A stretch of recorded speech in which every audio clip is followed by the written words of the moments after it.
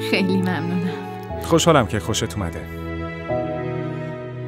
الان تنها آرزوم اینه که بقیه عمرمونو با عشق و محبت به همدیگه بگذرونیم. انشالله که همینطور میشه. جانان تو کنار من خوشحالی؟ وقتی یه دختر ازدواج میکنه خوشحالیش به شوهرش وابسته است و اگه شوهرش خوشحال باشه زنش هم کنار اون خوشحال میمونه. راستی یه چیزی میخواستم بپرسم. تو با اسکندر حرف زدی؟ منظورم اینه که حالش چطوره؟